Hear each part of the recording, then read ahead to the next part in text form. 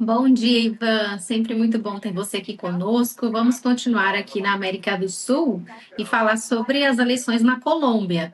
Ali na apuração pelo registrador nacional, houve aí uma divergência muito pequena nas cédulas, então isso confirma a eleição do candidato da direita. Conta para nós um pouco essa questão da apuração e desse resultado. Bom dia, Guta. Muito bom poder estar aqui atualizando também sobre a questão da Colômbia. No domingo, nós tivemos uma apuração rápida que deu a vitória ao Abelardo del Espriella, candidato de direita, com algo em torno de 250 mil votos. Agora, na recontagem, se a gente pode chamar assim, é tão bom, né, viver em um país onde as pessoas podem recontar os votos. Olha o Peru, está demorando, mas também todas as cédulas estão sendo auditadas. É muito bom isso. E a gente teve ali uma pequena discrepância, mas nada que pudesse alterar o resultado das eleições colombianas. Abelardo de la Espriella é o vencedor e será o próximo presidente colombiano. Agora, ali também, a esquerda não está admitindo a derrota naquelas eleições. O candidato derrotado, Ivan Cepeda, disse que vai contestar algumas urnas na justiça. O Gustavo Petro, atual presidente colombiano, ele foi mais além. Ele disse no domingo que Israel interferiu no software de contagem dos votos. E ontem à noite ele disse que está avaliando a possibilidade, Guta, de anular o resultado das eleições para que aconteça uma nova eleição. Isso porque, segundo ele, o presidente Trump interferiu no processo eleitoral colombiano. Olha só, eu não entendo muito bem o que o Gustavo Petro quer dizer com interferência. Se foi pelo fato do presidente Trump declarar o seu apoio no Abelardo de la Espriella, vale lembrar que em março deste ano o Lula recebeu o Ivan Cepeda para uma reunião. Teve foto, inclusive, o Ivan Cepeda com o Lula. E aí, será que o Gustavo Petro vai reclamar também de uma certa interferência do Lula? Falar em Lula, né? Aspas, tão democrático, Lula até agora, pelo menos que eu tenha visto, eu estou procurando, não achei, ele ainda não reconheceu o Abelardo de la Espriella como vencedor das eleições. Ficando feio, Lula, tá passando o tempo, você deveria, né, como democrático que é, reconhecer e parabenizar o Abelardo de la Espriella pela vitória. Então, Guta, foi feita essa auditoria, essa recontagem e nada mudou. Abelardo de la Espriella, se Deus quiser, se tudo correr bem, conforme a vontade do povo colombiano, no próximo dia 7 de agosto, será empossado como próximo presidente da Colômbia. Continuando aqui ainda na América do Sul, você estava falando sobre as eleições no Brasil, que é de grande importância para o presidente Donald Trump. Então vamos falar dessa audiência que o Flávio Bolsonaro vai participar ali nos Estados Unidos no próximo dia 6 de julho, justamente para tratar dessa questão de tarifas. Um dos argumentos do Flávio é que a imposição dessas tarifas vai beneficiar o governo Lula, que acaba se valendo dessa pauta, dessa questão de soberania. Você acredita, Ivan, que o presidente Donald Trump ele não colocaria essas tarifas pensando numa possível eleição do Flávio aqui no Brasil? Como é que você avalia isso? Então, Guto, aqui a gente tem uma oportunidade interessante de atualizar a nossa audiência sobre a sessão 301. Nesta segunda-feira, dia 22, encerrou o prazo de inscrição para aqueles que fossem interessados de participar desta audiência pública, que será realizada no dia 6 de julho, uma segunda-feira, lá em Washington. O senador Flávio Bolsonaro, ele fez a sua inscrição e poderá discursar, então, em defesa ali daquilo que ele acredita ser relevante neste ponto da sessão 301, então. Isso no dia 6 de julho. Entre o dia 6 de julho e 15 de julho, o presidente Trump tomará a sua decisão sobre as tarifas. É importante a gente ressaltar aqui que a sessão 301 em si, os técnicos da sessão 301 fizeram um levantamento, eles não têm o poder de aplicar as sanções. Eles recomendam as sanções e as tarifas, mas a decisão é política do presidente Trump. É assim que funciona a sessão 301. O governo brasileiro não inscreveu ninguém para essa audiência. Disse que tem canais diretos com o presidente Trump e que, portanto, não precisaria inscrever alguém nessa audiência. Balela, ali era uma oportunidade do governo Lula colocar ali as suas justificativas, não é? E defender os empresários e os interesses do Brasil. E é isso que parte dos empresários do Brasil precisa entender. No momento de estar lá defendendo em público os interesses do Brasil, o governo brasileiro optou por não fazê-lo. O senador Flávio terá esta oportunidade. Agora sim, Guta, entrando na sua pergunta, bastante importante sobre esse quesito. Vamos nos colocar no lugar do presidente Trump.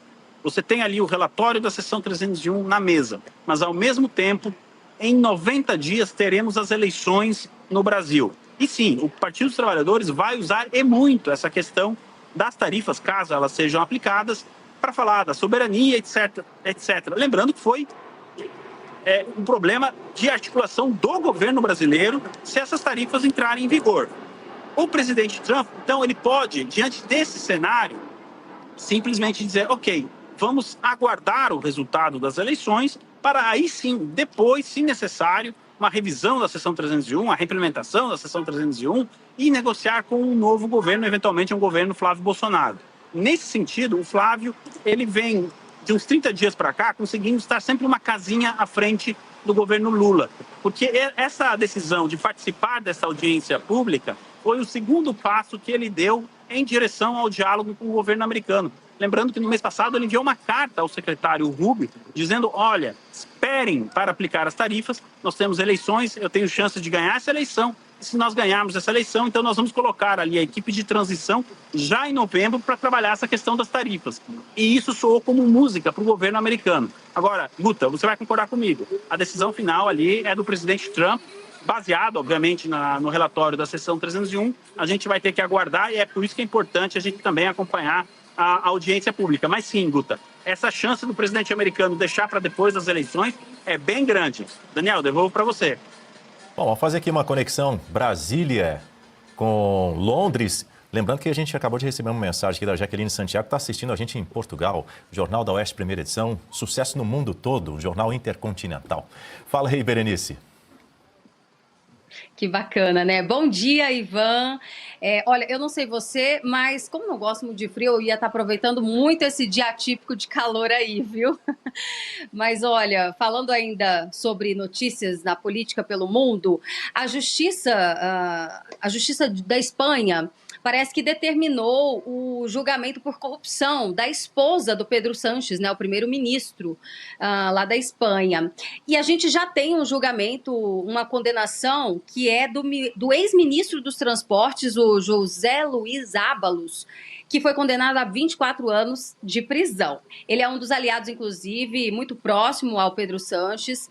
Ivan, quantos escândalos a gente tem envolvendo governos socialistas, né? Conta para nós como é que tá isso. Você pode falar um pouco a respeito desses casos, tanto do ex-premier José Luiz Zapatero, quanto também do Pedro Sánchez? Bom dia, Berenice. Eu prefiro frio. Eu já vim morar na Inglaterra para passar frio, aí tá 40 graus. Mas, enfim, olha, escândalos de corrupção e governos socialistas andam de mãos dadas, pelo menos desde 1917, da Revolução Russa, não é mesmo? Agora, na Espanha, parece que eles resolveram aí duplicar a meta. E Pedro Sánchez, na Espanha, é um caso a ser estudado, porque ele deveria já ter caído há muito tempo, mas ele vem se sustentando no poder. Agora, a esposa dele, inclusive, não pode deixar a Espanha. A justiça espanhola já bloqueou o passaporte dela e ela deve se apresentar 2 vezes por mês à justiça espanhola, sem falar dos vários escândalos envolvendo seus ministros e, inclusive, o seu, aspas, padrinho político, Zapatero, que também está envolvido em um escândalo muito grave, internacional, envolvendo lavagem de dinheiro junto ao regime chavista da Venezuela. Agora, esse caso mais específico que você trouxe do ministro dos Transportes, o Berenice, parece que a Espanha está entrando no Covidão. Lembra do Covidão? Pois é, acho que a Espanha está entrando no Covidão deles lá agora, ele Covidão, porque o ministro dos Transportes foi acusado de participar de um esquema também ali de desvio de verbas que eram destinadas ao combate, não é, às consequências ali da Covid-19. Mas aparentemente esse dinheiro não foi para onde deveria ter ido e foi para o bolso de alguém, e é por isso que ele foi condenado, então, a 24 anos de prisão, mais um escândalo envolvendo esse governo. E pouca gente sabe, mas na Europa, se existe um governo de esquerda mesmo, socialista, hoje é na Espanha. Mas com mais esse caso, eu acredito que foi dado um passo em direção aí à queda do Pedro Sánchez. Quem sabe, né? Depois caiu o Keir Starmer aqui na Inglaterra, o Pedro Sánchez pode ser o próximo. Daniel, devolvo para você.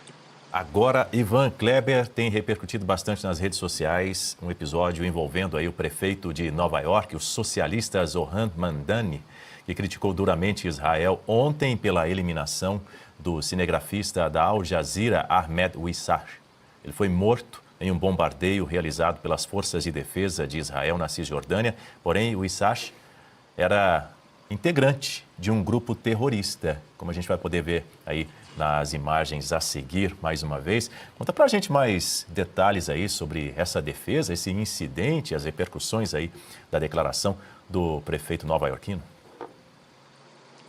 O prefeito Mamdani foi desmentido pelas imagens, né? Aquilo que ensina o nosso mestre Augusto Nunes aqui, não brigue com os fatos, né?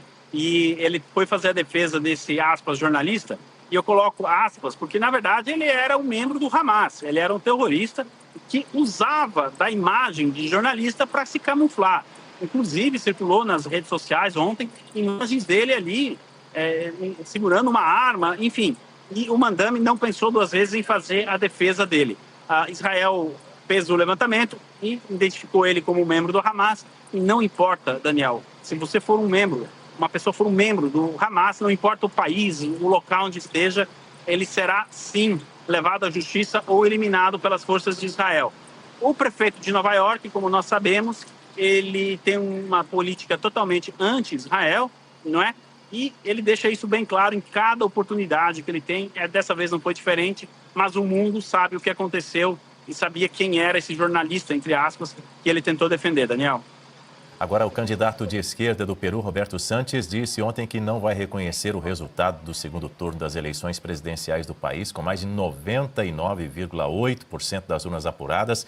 Mais uma vez, a gente traz essa informação de que a Keiko Fujimori garantiu já essa vitória matemática, deve ser eleita a nova presidente, não é? Parece que o Roberto Santos vai querer tumultuar aí o já problemático cenário político no Peru. Atualização de momento para a gente, Ivan Kleber. Ele vai tentar fazer esse tumulto, como o professor Marcelo até trouxe antes também, né? De levar as pessoas para a rua, enfim. Mas eu acredito, Daniel, que dificilmente ele terá êxito por conta daquilo que a gente explicou, né? Para quem está chegando agora, o Escudo das Américas é também para isso, para garantir que a vontade popular seja respeitada. A maioria dos peruanos, vivendo ou não no Peru, com direito a voto, colocou ali seu voto em Keiko Fujimori para ser a próxima presidente. Então, eles estão falando em revolução, Daniel. Seria a revolução do Sanches um ato inconstitucional? Seria, né, um ato antidemocrático? Vamos ver como que a justiça peruana vai reagir nesse caso, Daniel. Bom, vamos falar da Venezuela então, antes da gente encerrar nossa conversa contigo, Ivan, porque a líder da oposição da Venezuela, Maria Corina Machado, pretende retornar ao país? Isso mesmo, Daniel. Ela pretende retornar nas próximas semanas. Eu acredito que ela deva ter alguma garantia, né, do governo americano para que ela possa retornar à Venezuela. Existe uma pressão muito grande da base latina nos Estados Unidos para que a administração Trump acelere essa transição e que eleições livres, democráticas, sejam realizadas o quanto antes na Venezuela.